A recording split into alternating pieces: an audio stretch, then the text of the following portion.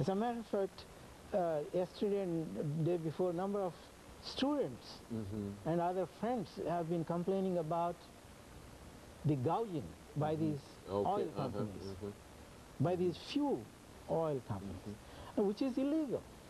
But the question here is, are we going to enforce the laws on these few individuals, or is the system itself is bad, especially the control these three companies have on you and I, the consumer?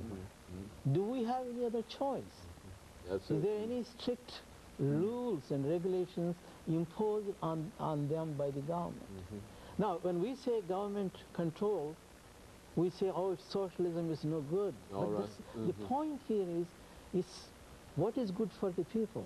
I'm not encouraging you that the government should get involved in our daily affairs.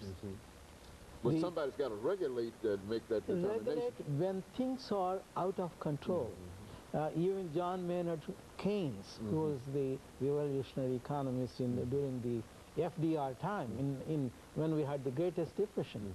Until that time, we used to follow the hands-off policy by the government. But he has taught us, whenever the private enterprise system fails, it is the responsibility of the government to step in and try to help. That's why we got out of depression thanks to FDR.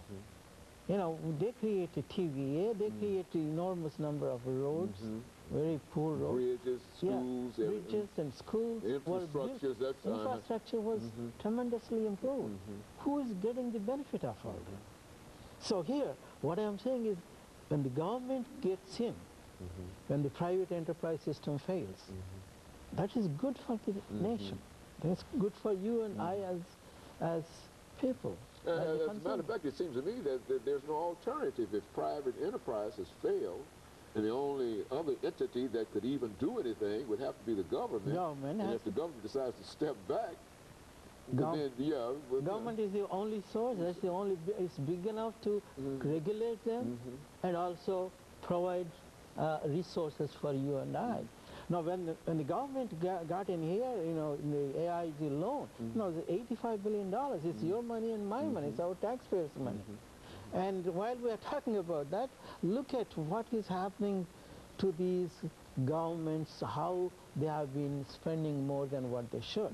And number of other places, whether it is politically right or wrong, whether we are spending any money in Iraq or Afghanistan or wherever.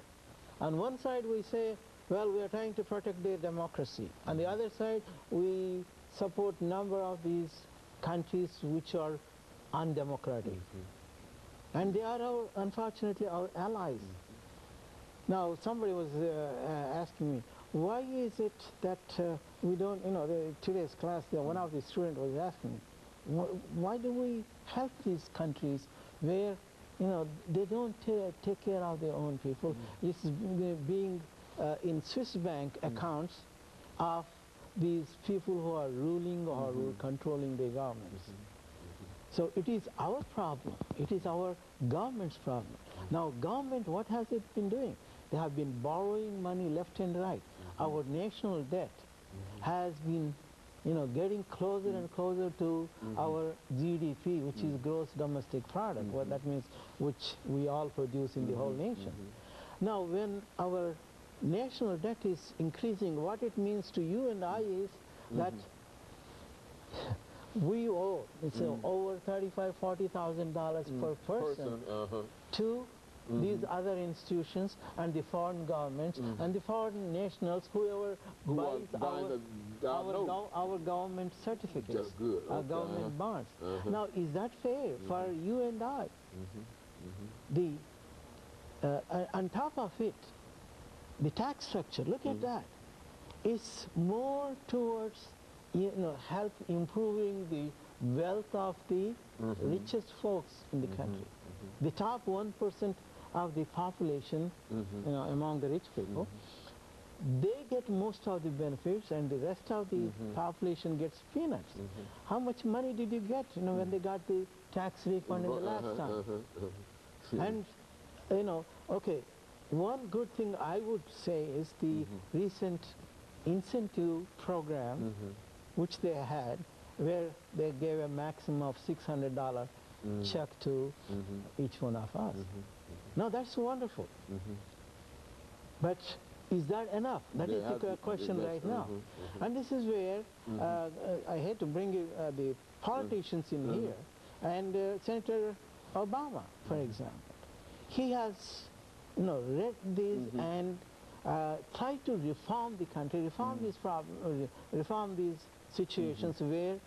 And of course, Dr. MParuchuri, I'm sorry, we're going to have to break now because this is the end of the show. I've got about 3 minutes to thank you for coming by, and to also encourage our audience to tune in again next week for another informative edition of Comments.